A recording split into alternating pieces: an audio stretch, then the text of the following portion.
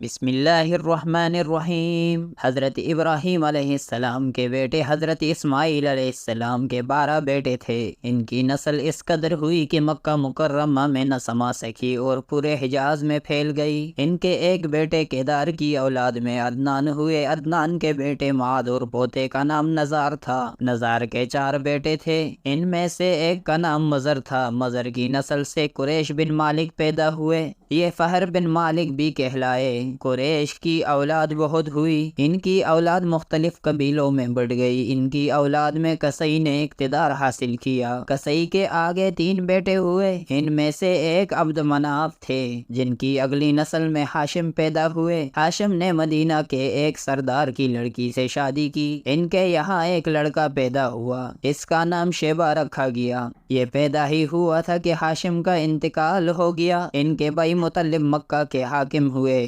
ہاشم کا بیٹا مدینہ منورہ میں پرورش پاتا رہا۔ جب مطلب کو معلوم ہو گیا کہ وہ جوان ہو گیا ہے تو بھتیجے کو لینے کے لیے خود مدینہ گئے۔ اسے لے کر مکہ مکرمہ پہنچے تو لوگوں نے خیال کیا یہ نوجوان ان کا غلام ہے۔ مطلب نے لوگوں کو بتایا یہ ہاشم کا بیٹا اور میرا بھتیجا ہے۔ اس کے باوجود لوگوں نے اسے مطلب کا غلام ہی کہنا شروع کر دیا۔ اس طرح شیبہ کو عبد المطلب نے کہا جانے لگا۔ انہیں عبد المطلب کے یہاں ابو طالب، حمزہ، عباس، عبداللہ، ابو لہب، حارث، زبیر، زرار اور عبد الرحمن پیدا ہوئے۔ ان کے بیٹے عبداللہ سے ہمارے نبی حضرت محمد مصطفیٰ صلی اللہ علیہ وسلم پیدا ہوئے۔ عبد المطلب کے تمام بیٹوں میں حضرت عبداللہ سب سے زیادہ خوبصورت اور سب سے زیادہ پاک دامن تھے۔ عبد المطلب کو خواب میں زمزم کا کنواں کھودنے کا حکم دیا گیا، یعنی حضرت اسماعیل علیہ السلام کے کنویں کو۔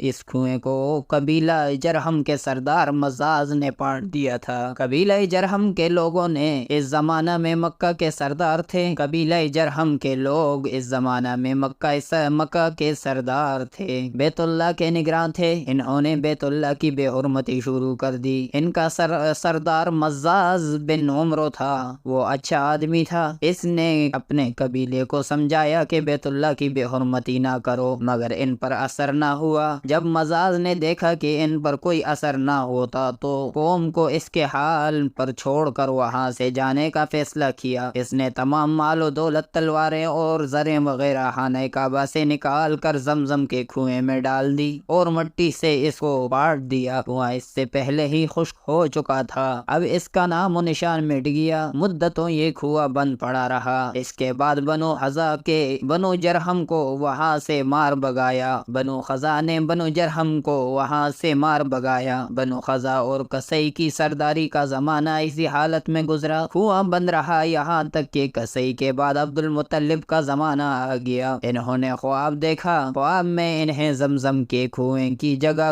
دکھائی گئی اور اس کے کھودنے کا حکم دیا گیا۔ حضرت علی رضی اللہ تعالی عنہ سے روایت ہے کہ عبد المطلب نے بتایا میں حجر اسود کے مقام پر سو رہا تھا کہ میرے پاس ایک آنے والا آیا۔ اس نے مجھے کہا طیبہ کو کھودو۔ میں نے اس سے پوچھا طیبہ کیا ہے، مگر وہ کچھ بتائے بغیر چلا گیا۔ دوسری طرف رات پھر خواب میں وہی شخص آیا، کہنے لگا برا کو کھودو۔ میں نے پوچھا برا کیا ہے، وہ کچھ بتائے بغیر چلے گئے۔ تیسری رات پھر اپنے بستر پر سو رہا تھا، پھر وہ شخص خواب میں آیا، اس نے کہا مجنونہ کھودو۔ میں نے پوچھا مجنونہ کیا ہے، وہ بتائے بغیر چلا گیا۔ اس سے اگلی رات پھر بستر پر سو رہا تھا کہ وہی شخص پھر آیا اور بولا زمزم کھودو۔ میں نے اس سے پوچھا زمزم کیا ہے، اس بار اس نے کہا زمزم وہ ہے جس کا پانی کبھی ختم نہیں ہوتا، جو حاجیوں کے بڑے بڑے مجموعوں کو سیراب کرتا ہے۔ عبد المطلب کہتے ہیں میں نے